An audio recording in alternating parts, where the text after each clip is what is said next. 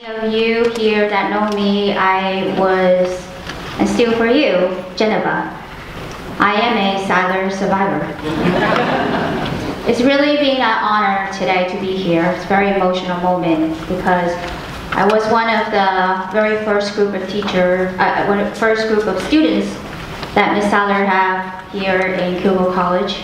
And today watching possibly the last group of students that Ms. Sandra have in Geneva College perform on the same stage.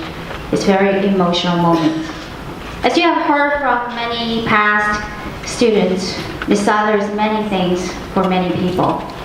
But for me, in addition to being a teacher, she's also my mother. Well, she didn't give birth to me. As you can see, we don't really look alike.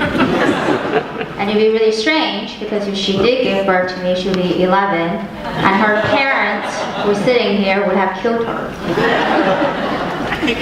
But even though she didn't give birth to me, she's my mother. Because by definition of a mother, she gave me everything a mother would have given to their children. As a mother, there are three things I think is very important that we as mother always want to give to our children. Opportunity to life, choose to be successful, and mindset of faith, belief, and hope. She gave me opportunity to life. I wasn't born in this country. I was born in China, raised in Hong Kong. When I was 17, I decided, like a lot of teenagers, I want to do something different. I want to learn American culture. So I participated in an student exchange program. And the way it works is the student don't get to choose where you want to be and what your parents are going to be in the United States. It's American parents who go through this big stack of books of students with their faces and pick which one they want to host. So courageous Steve and Sandy, with a 3-year-old son at the time, Austin, decided that they're going to go on this journey and sign up as a host family for a year, and went through this big stack of books, and they courageously picked me. And later on, Mom said what stood out for her was I played the violin and the piano. Of course, in addition to that, I was good looking and with many good other qualities. But I remember the first day we met. It was after 35 hours of plane ride. I was 17. I left everything I knew, everybody I knew behind me. Came to a country that I never even came before, that I don't even barely speak the language.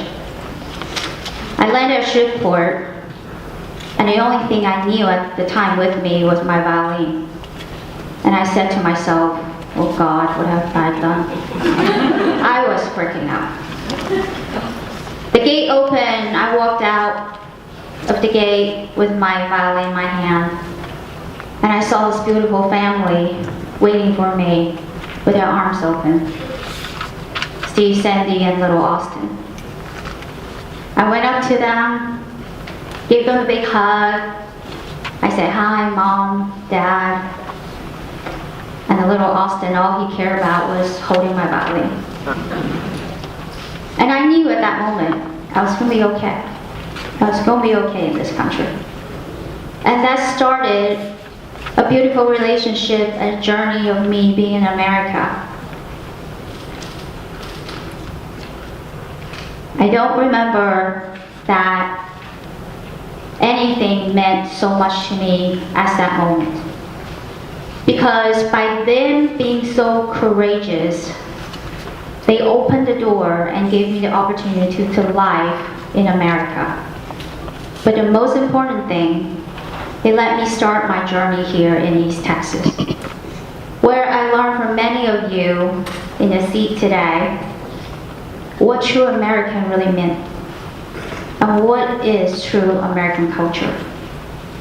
Compared to a lot of other Chinese students coming to the United States, where they started their journey in universities or big cities, I have much more in-depth understanding of American culture and what it meant to be American. I wouldn't have been able to do what I'm doing today without started my journey here and truly know American culture. Today I'm an attorney and a partner with Holland Knight, a large law firm of 1,500 attorneys, but my expertise is to bridge legal and cultural gap between Chinese investors and American business. God has given me a unique opportunity.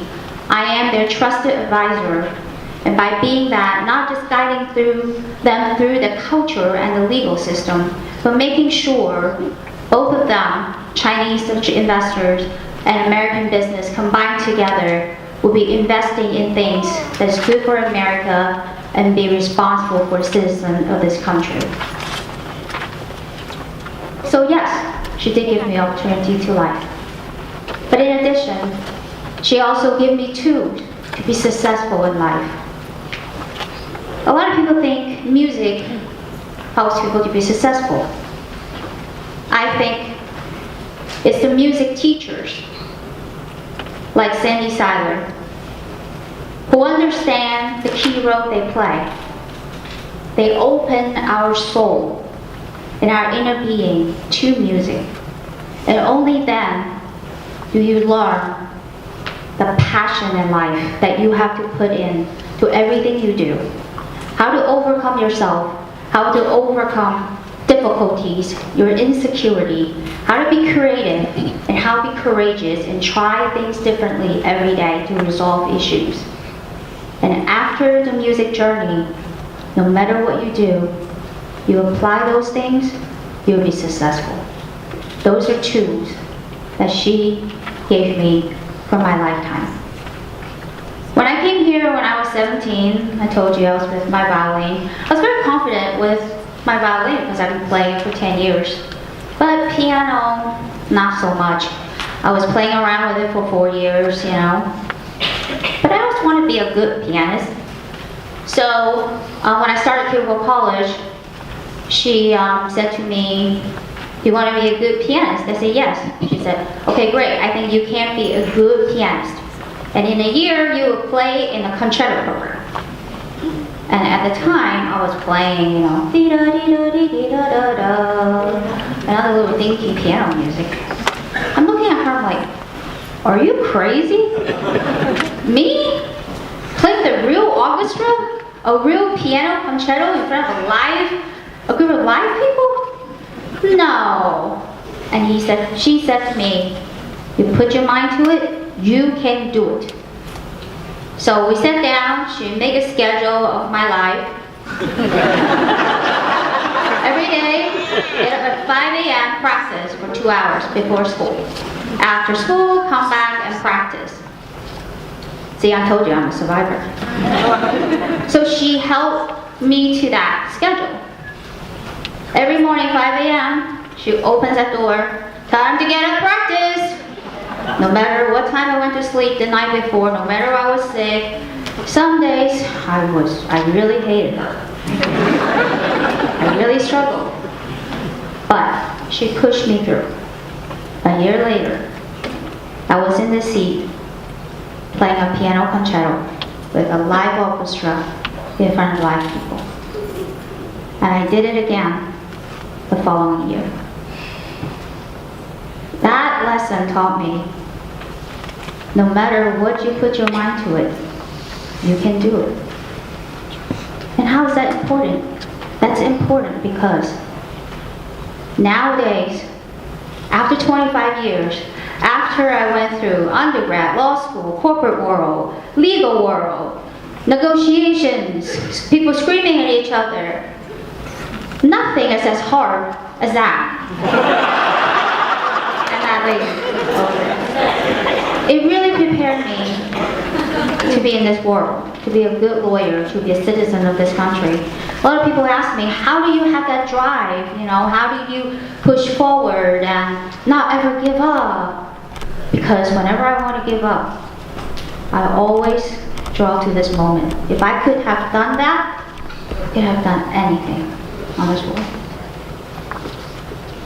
She taught me God has plans and destiny for every single of us.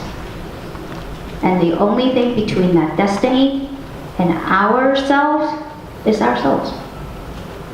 if we have faith, hope, and belief, it's for us to make it to our destiny. And she believes that in every single of her students, before they even believe in themselves, she believed in them. And she makes sure they achieve their full potential. Mom, I know that Dad cannot be here today, but he is here. He always tells me how much he's proud of you. And he always tells me, you're going to be more like your mother. And every day, I look at you as a role model. Thank you for everything that you have done for us and for this student in every single of our lives. Thank you.